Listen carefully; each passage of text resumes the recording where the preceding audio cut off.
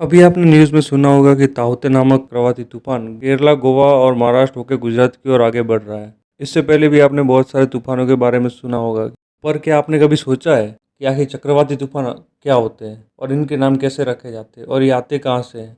चलिए जानते हैं फैक्ट बुक के साथ। भारत और दुनिया भर के तटीय इलाके हमेशा चक्रवाती तूफानों से जूझते रहते हैं। चक्रवाती तूफानों को अलग अलग जगह के हिसाब से अलग अलग नाम दिया जाता है। साइक्लोन, हैरिकेन और टाइफून ये तीनों ही चक्रवाती तूफान के नाम हैं। उत्तरी अंटार्कटिका महासागर और उत्तरी पूर्वी प्रशांत महासागर में आने वाले चक्रवाती तूफान को हैरिकेन कहा जाता है। उत्तरी पश्चिमी प्रशांत महासागर में आने वाले चक्रवाती तूफान को टाइफून कहा जाता है और दक्षिणी प्रशांत और हिंद महासागर में आने वाले तूफानों को साइक्लोन कहा जाता है। भारत में आने वाले चक्रवाती तूफान दक्षिणी प्रशांत और हिंद महासागर से ही आते हैं, इसलिए इन्हें साइक्लोन कहा जाता है। इनके घूमने की दिशा भी अलग अलग होती है। पृथ्वी के आधे ऊपरी हिस्से यानी कि उत्तर गोलार्ध में आने वाले तूफानों की दिशा क्लॉकवाइज यानी कि घड़ी की सुई की तरह होती है, जबकि दक्षिणी गोलार्ध में आने वाले तूफानों की दिशा विपरीत दिशा में यानी कि एंटी क्लॉकवाइज होती है। अब आपके दिमाग में आ रहा होगा कि आखिर आखिर क्यों आते हैं चक्रवात। पृथ्वी के वायुमंडल में हवा होती है, समुद्र के ऊपर भी जमीन की तरह ही हवा होती है। हवा हमेशा उच्च दाब से निम्न दाब वाले क्षेत्र की तरफ बहती है। जब हवा गर्म हो जाती है तो हल्की होने के कारण ऊपर उठने लगती है।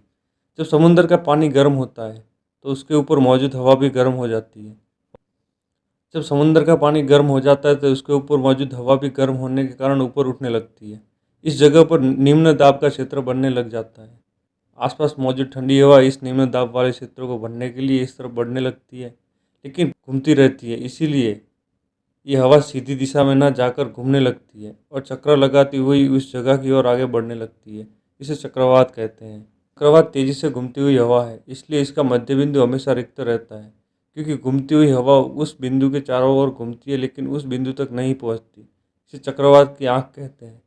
जो हवा गर्म होकर ऊपर उठती है उसमें नमी होती है। चक्रवात में तेज हवाओं के साथ साथ बारिश भी होती है। चक्रवात घूमते हुए आगे बढ़ता है और जब समुद्र के तट से टकराता है तो कमज़ोर पड़ने लगता है। इसका कारण ज़मीन पर हवा का उच्च दबाव होना है। चक्रवात की दिशा का अनुमान लगाया जाता है, लेकिन चक्रवात का रास्ता निश्चित नहीं किया जा सकता।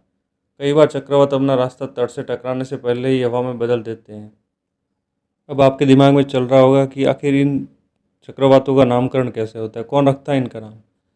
वैसे तूफानों का औपचारिक नाम रखने की परंपरा 1950 में अमेरिका में शुरू हुई थी। इससे पहले कहा जाता है कि तूफानों के नाम नाविक अपनी प्रेमिकाओं के नाम पर रखते थे, इसीलिए शुरुआत में औपचारिक रूप से तूफानों के नाम महिलाओं के नाम से होते थे। 2004 से हिंद महासागर में आने वाले तूफानों के नाम बांग्लादेश, भारत, मालदीव, म्यांमार, ओमान, पाकिस्तान, श्रीलंका और थाईलैंड ने मिलकर रखना शुरू किया। अभी जो अरब सागर से तूफान आया है उसका नाम ताउते रखा गया है। इसका यह नाम म्यांमार की एक छिपकली की प्रजाति के नाम के आधार पर रखा गया है। ताउते का अर्थ होता है कि एक तेज आवाज करने वाली छिपकली। बता दें कि साल 2021 में भारतीय तट पर आने वाला ये पहला चक्रवात है। ये फैक्ट जानकर आपको कैसा लगा कमेंट सेक्शन में जरूर बताएं और ऐसे ही नए नए वीडियोस देखने के लिए हमारे चैनल को सब्सक्राइब कर दें और बेल आइकन को दबाना ना भूलें और अपने सारे दोस्तों के साथ ये वीडियो को जरूर शेयर करें।